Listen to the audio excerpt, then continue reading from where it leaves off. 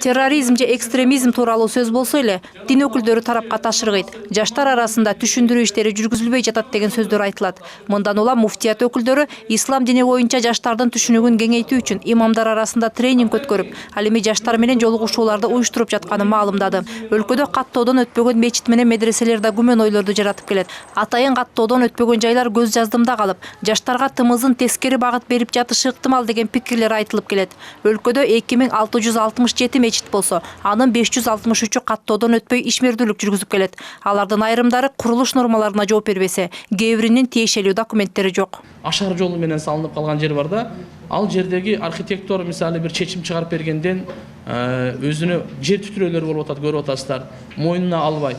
Ошондой жерлерди биз кандай кылып атабыз? Эми эгерде чет өлкөдөн бир инвестор келип кала турган болсо, демөөрчү келип кала турган болсо, мечит курабыз деп, жаңы мечит курдурбайбыз. Ошол каттоодон өтпөгөн ашар жолу менен жана ушуну паска ылай менен салынып калган жерге ошол жерге курсун деген эмени кабыл алдык. Муфтият өкүлдөрү журналисттерди чакырып, бардык суроолорго ачык жооп берүүнү чечкен. Кабарчыларды ажылык сапар үчүн Сауд Аравиясы тарабынан берилген ашыкча квота кызыктырды. Белгилей кетсек, Кыргызстанга 3685 квота каралган. Ага кошумча быйыл 500 квота ашык берилген эле. Өлкө боюнча 7000ге чукул адам ажылык сапарга кезекте турса, анын 4185-и быйыл Меккеге барып келди. Кошумча берилген 500 орун жеңичинен тааныш бирлиштерге берилип кетти деген күмөндүү сөздөр айтыла баштаган эле. Мындай маалыматты муфтий четке какты. Ушу аныктай турган мекемелер бар, финансовый полиция бар, жана бир топ ишчилер бар. Ушулардын баардыгын караса, же болбосо арыз менен кайрылган болсо, менен ушунча алып койду тигиндей деп. Эми бул оюмча бир көрө албастыктан же бир мындай эле ушак сөздөр деп айта алабыз. Ал эми мына 500 квота боюнча бир дагы чет мамлекеттин жараны барган жок. Ушуну айтып коелу. Ал эми таблиги жамаат деген уюмдун өкүлдөрү муфтиятта толуп кетиптир деген сөздү Максатбек ажы төгүнгө чыгарган жок. Белгилей кетсек, Борбор Азия өлкөлөрүнүн баарында жана Россияда таблиги жамааттын ишмердүүлүгү экстремисттик катары таанылып, ага расмий түрдө тыюу салынган. Ал эми бизде болсо муфтият өкүлдөрү аларды динди жайылтуучулар катары сыпаттап келет. Мындай уюм жок, организация жок.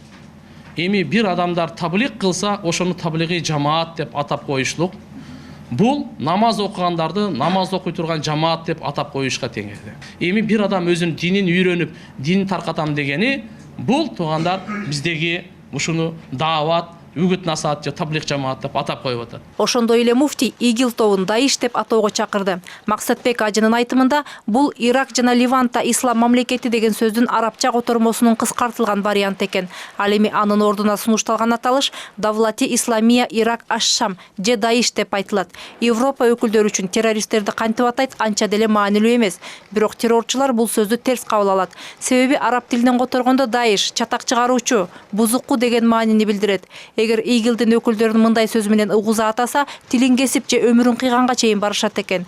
Мындан улам террорчуларды Даиш деп атоо аларды терс жолдон кайтарууга түрткү болот деген ишеним бар.